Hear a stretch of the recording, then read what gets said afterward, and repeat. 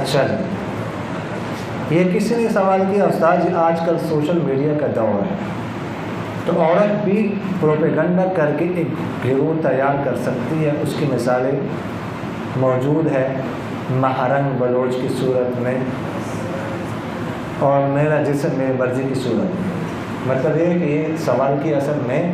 ہم نے کہا نا کہ عورت کو قتل نہیں کیا جا سکتا ارتداد کی صورت میں، اس کی ایک وجہ ہم نے یہ بیان کی کہ چونکہ یہ جتہ نہیں تیار کر سکتی تو اس لیے اس کو قتل نہیں کیا جا سکتا۔ تو یہ کہہ رہے سوال اسی کے بارے میں کہ وہ تیار تو کر سکتی ہے سوشل میڈیا پر وغیرہ ذالک کا ایک مہم چلائے، تو دیکھیے گا سوشل میڈیا کے ذریعے سے مہم چلانا ایک الگ بات ہے، ٹھیک ہے، لیکن وہ تو بچہ بھی چلا سکتا ہے، نابالغ بچہ بھی چلا سکتا ہے، بچے چلاتے ہیں تو کیا اس پر بھی وہ مکلف ہی نہیں ہے، وہ بھی چلا سکتا ہے۔ اصل اس کو نہیں، اصل مطلب یہ ہے کہ وہ براہ راست نکلے اور بغاوت کرے اور ایک لشکر تیار کرے۔ اب مہرنگ بلوچ مطلب کسی کے بارے میں ہم کچھ نہیں کہہ سکتے کہ ہے، اگر اس طرح کوئی بھی خاتون ہے وہ تیار کرتی ہے نکلتی ہے تو پھر بغاوت کے احکام الگ ہیں، وہ تو بغاوت کے احکام لاگو ہوں گے،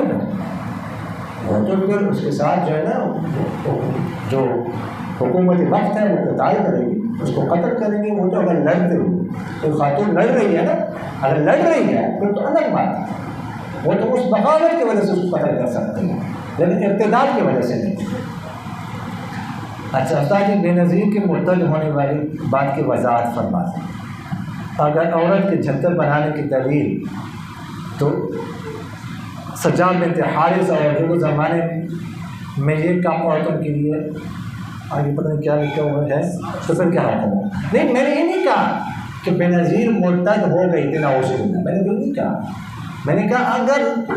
مرتد بھی ہو جاتی نا، بڑا سے بڑا جرم یہ ہو سکتا تھا تو بھی اسے قتل کرنا جائز نہیں تھا، میں تو یہ نہیں کہا نعوذ باللہ، نہ میں کہہ سکتا نہ کوئی بھی کہہ سکتا ہے۔ باقی یہ ہے کہ وہ جو عورت تھی نا سجاد بنت حارثہ، اس نے تو باقاعدہ ایک نبوت کا دعویٰ کیا تھا، ٹھیک ہے، باقاعدہ اس نے جو ہے نا وہ نکلی تھی تو وہ تو باغی تھی، تو باغی کے بارے میں ابھی ہم نے احکام پڑھے ہیں اور اس وجہ سے جو ہے نا ابوبکر صدیق رضی اللہ عنہ نے قتال بھی کیا تھا۔ استاد جی جب فرعون نے موسیٰ علیہ السلام کے قوم کے بچوں کو قتل کیا تھا تو باہمی دلالتاً معاہدہ اسی وقت ہی ختم ہو گیا تھا۔ کسی ریاست میں درگے دوسرا سوال پنچایت کے فیصلے کا کیا حکم ہوگا، جیسا کہ پنجاب کی پنچایت کے باقاعدہ مجازی سرکاری کے طور پر فرعون نے کیا تھا، اس کے بعد بھی کافی عرصہ تک موسیٰ علیہ السلام نے جب اس کو قتل کیا، جو جس کا ذکر ہے جو فرعون کے باورچی کا انچارج تھا، ٹھیک ہے، اس کو قتل کیا، یہ کافی بعد کی بات ہے، ٹھیک ہے، اس وقت بالکل حالات امن ہو چکے تھے، اس وجہ سے وہ معاہد بن چکے تھے، تو اس لیے جو ہے وہ معاہدہ برقرار، معاہدہ قائم ہو چکا تھا، معاہدہ ختم نہیں ہوتا۔ فرماتے ہیں کہ پنچایت یا جلدی کے فیصلے کا کیا ہوگا؟ دیکھیے گا اگر کوئی ایسی پنچایت ہو جس کو باقاعدہ اس کے فیصلے کو سرکار بھی مانتی ہو تو پھر اس صورت میں اس کا جو فیصلہ ہوگا وہ نافذ سمجھا جائے گا، اس کو تسلیم کریں گے۔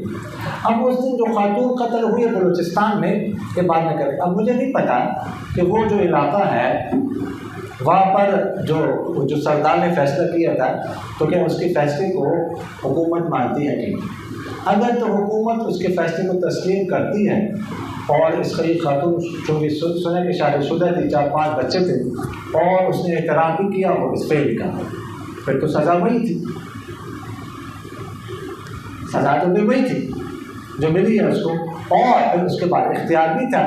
اگر حکومت اس کے فیصلے کو واقعی مانتی، باقی تفصیل کا ہو جائے گا نہیں، ہمارا علینا